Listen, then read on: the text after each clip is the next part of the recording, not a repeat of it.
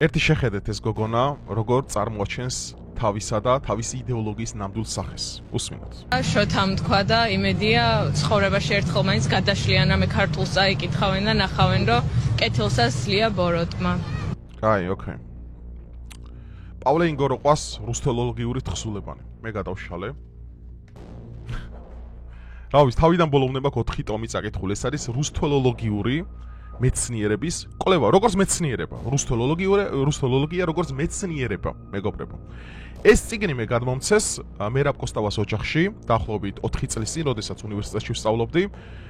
ესენი, როდესაც მე წავიკითხე, მე შემიძლია ვთქვა, რომ ჩემი აზროვნება ერთი დონით მაღლა ამაღლდა კიდევ უფრო.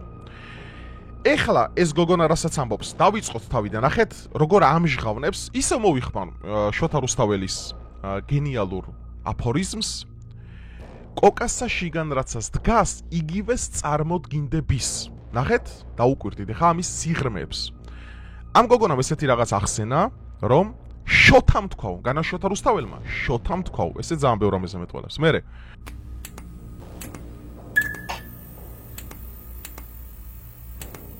ილსას ძლიან ბოროტმაო.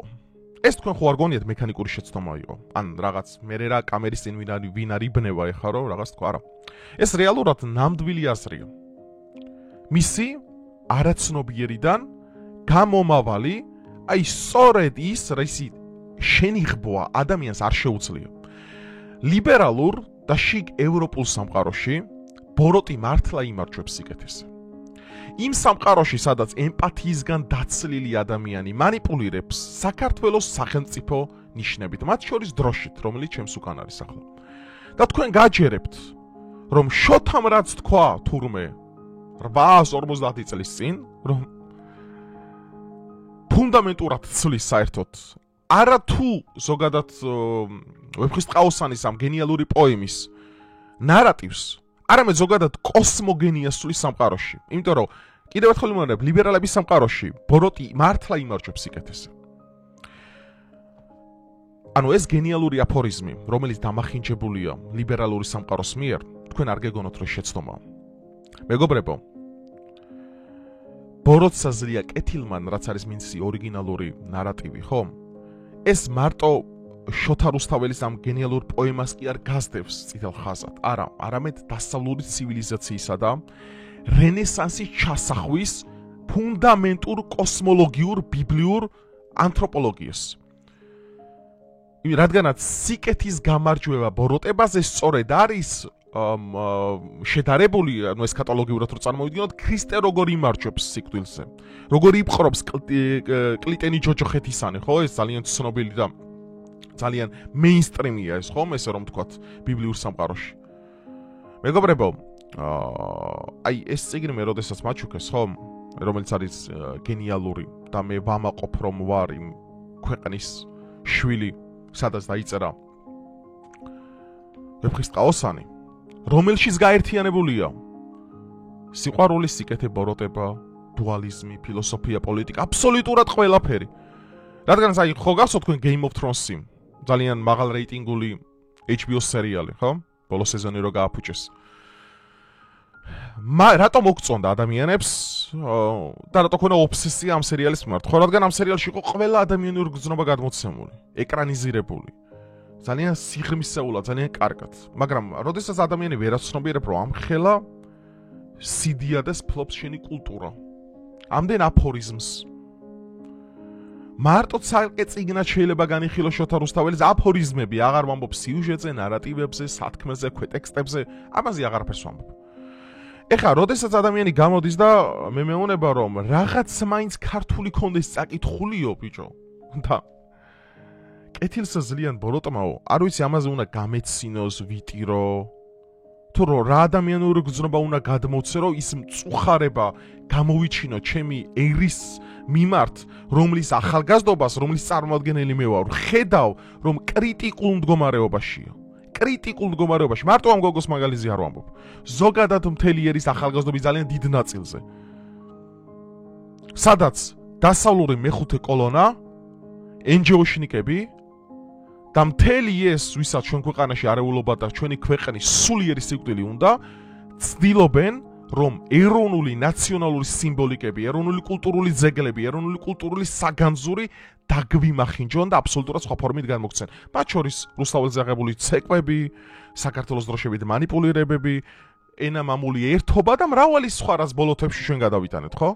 ენამამული სარწმუნოებას გამოაცალეს სარწმუნოება და ენამამული ერთობაში გადაიყვანეს, ხო? და ნელ-ნელა ეტაპობრივად აცლიან ფუნდამენტურ ფასეულობასა და ღირებულებებს საქართველოს ახალგაზრდობის ხელით. ანუ ისე კერპისეულად ყავთ ხოლმე ესე თქვა, აი რაღაცა შტამპირებული ახალგაზრდა და მერე რა, რო გეგონება ისენი, რა ქვია, ვინებაც საქართველოს ძალიან ადრე დიდი ხნის წინ ძალიან ბევრმა ქართველმა მათ შორის, ხო? სერგო ორჯონიკიძეებმა და იმათო გაყიდეს, თითქოს ეგენი ქართველები და თან ახალგაზრდები არ იყვნენ. ამიტომ ფრთხილად უნდა ვიყოთ, როდესაც ჩვენ ეროვნულ სიმბოლოებთან და ეროვნული ნიშნის კულტურულ ელემენტებთან ვიჭერთ ხარს. მეგობრებო, ეს ძალიან მნიშვნელოვანი მესიჯია, რაც უნდა იცოდეთ. როდესაც შენ თავარ რამეს აცლი ამ გენიალურ პოემას, რომელიც არის თავისი სიდიდით ჰომეროსსა და ილიადაზე გატოლებული კი არ ჩემთვის აღმატებული, ხო ბევრად. როგორ შეიძლება ჩვენ ვიმსჯელოთ, რომ ეხლა ჩვენ ვიყოფებით რაღაც ბედნიერი ერის, ილია ჭავჭავაძის ბედნიერის მაგალითზე. ნამდვილად ბედნიერი ერია ეხლა საქართველო. ბედნიერი ერი, რა თქმა უნდა, ირონიულად რომ ხედავ რა მდგომარეობა განათლებაზე აქ პრობლემა არ მაქვს, მეც არ მაქვს ბევრი რამე კაცო წაკითხული. წიგნების წაკითხვა არ იძლევა იმდენ განათლებას, რამდენადაც შენზე როგორ მანიპულირებენ, როგორ გმართავენ, როგორ გიყენებენ და შენ ამის მიმართ ინტელექტუალური სამზადისი არ გაქვს, რომ ამ ყველაფერს შენი ცოდნით გაუწიო წინააღმდეგობა. მარტო განათლება, აგერ ბერძენიშვილსაც აქ არაფერს ანიშნავს, რამდენი წიგნიც გინდა იკითხე. მაგრამ როგორც არისტოტელე იტყოდა, სხეულის განათლება სულიერი განათლების გარეშე საერთოდ განათლება არ არის.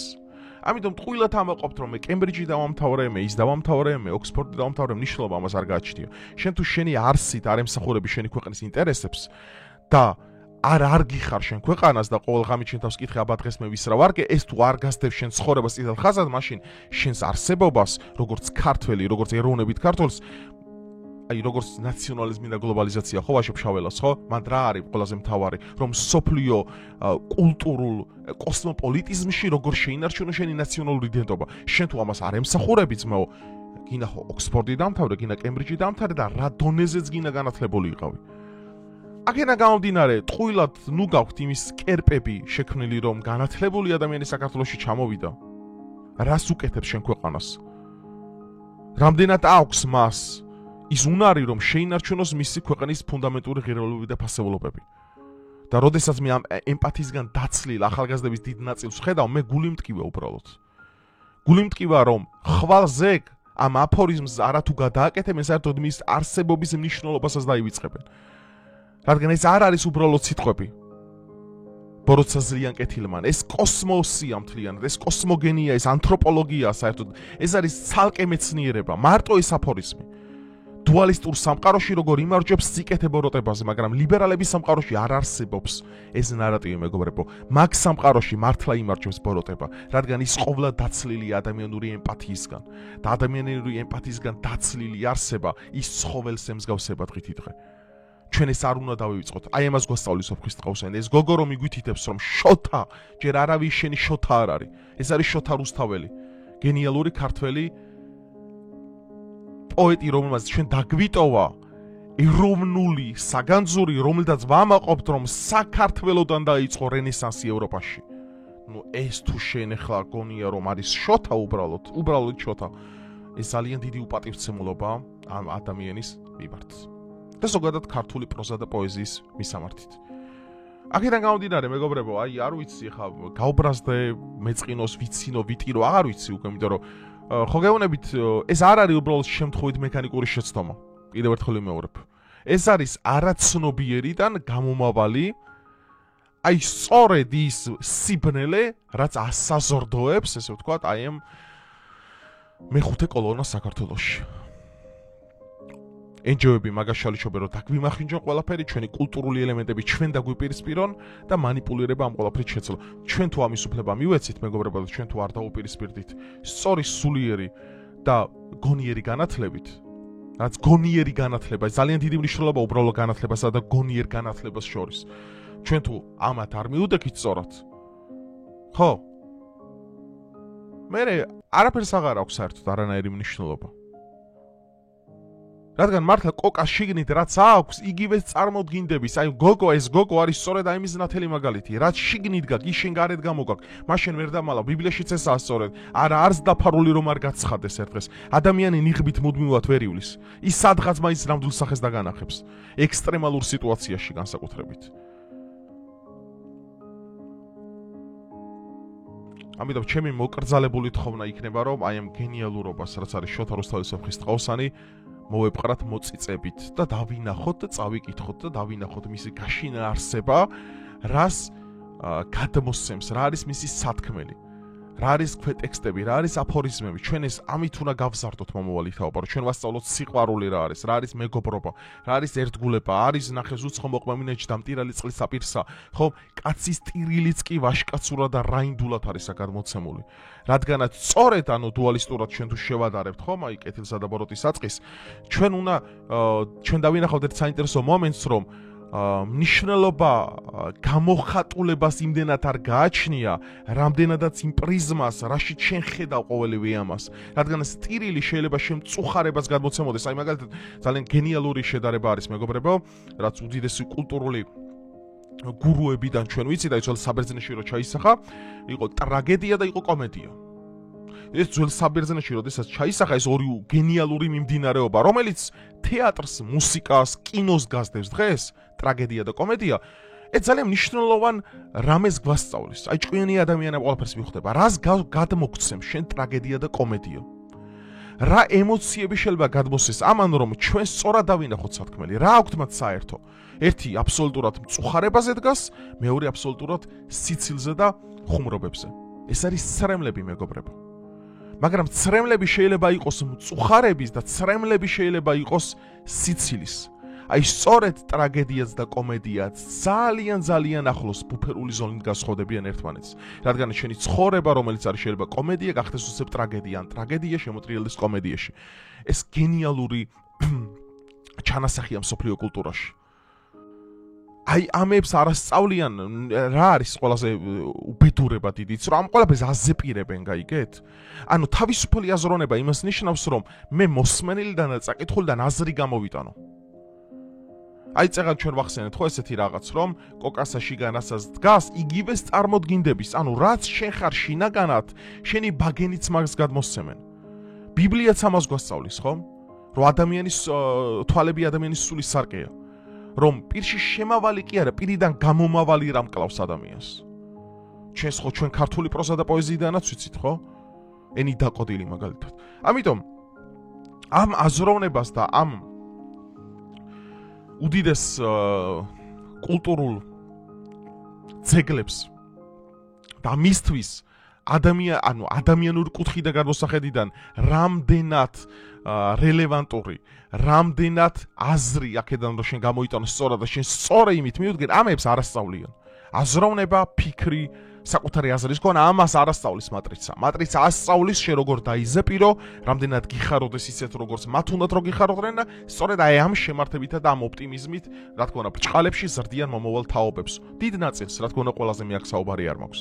და მე ეს ყველაფერი ნახეთ ასწავლიან ქართული ეროვნული სიმბოლოების